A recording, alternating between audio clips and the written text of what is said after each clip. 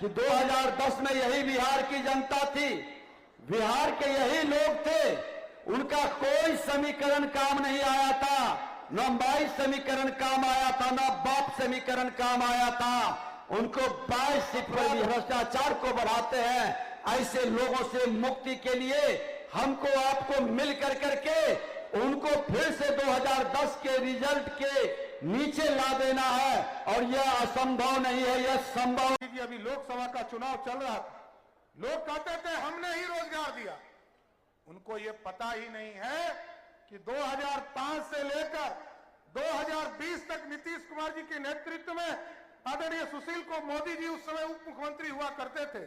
सभी लोग ऐसा सामंजस्य बनाना है साथियों, जो 2010 का रिजल्ट था 206 सीट, उसको तोड़ते हुए 2025 को पार करना है साथियों, ये आग्रह करना चाहता हूं।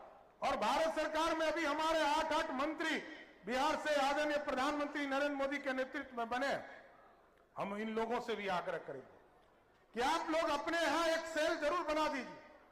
बिहार में आदरणीय नीतीश कुमार जी ने जो तय किया है पैरामीटर, जैसे पक्के मकान, मोदी सरकार का भी ऐलान है कि 3 करोड़ पक्के मकान इस देश में देने का काम इस देश के प्रधानमंत्री करेंगे। और बिहार के भी मुख्यमंत्री ने ऐलान कर दिया है कि 31 मार्च 2025 तक बिहार के जितने छूटे हुए गरीब हैं सबको पक्का मकान बिहार और दिल्ली की सरकार देने का काम करेगा सर। इसलिए आप लोगों का सहयोग चाहिए। और भारत सरकार के जितने मंत्री हमारे यहां बैठे हैं, और चिराग जी और रामनाथ ठाकुर जी भी आने वाले हैं, सभी लोगों से विशेष तौर पर आग्रह है, ये सामूहिक तौर पर बिहार का विकास करना है। और जितने बचे हुए कार्य हैं, एक्सप्रेसवे हो, हॉस्पिटल का काम हो, हॉस्पिटल प्रत्येक लोकसभा में बनाने की बात हो, कई काम तो आदरणीय नीतीश कुमार जी के नेतृत्व में हम लोगों ने आगे बढ़ाने का काम किया है। लेकिन इस देश को विकसित बनाना है। देश समृद्ध होगा तभी संभव होगा जब बिहार समृद्ध होगा, और बिहार तभी समृद्ध होगा जब एनडीए की सरकार फिर से स्थापित होगी साथियों। दूसरा विकास नहीं कर सकता। लोग कहते थे कि हमने ही रोजगार दिया। याद कीजिए, अभी लोकसभा का चुनाव चल रहा था, लोग कहते थे हमने ही रोजगार दिया। उनको ये पता ही नहीं है कि 2005 से लेकर 2020 तक नीतीश कुमार जी के नेतृत्व में आदरणीय सुशील को मोदी जी उस समय उप मुख्यमंत्री हुआ करते थे। लगभग 6.5 लाख लोगों को नौकरी देने का काम किया गया। और 2005 से लेकर 2022 तक में 25 तक में हम लोगों ने तय किया है कि 10 लाख सरकारी नौकरी देना है।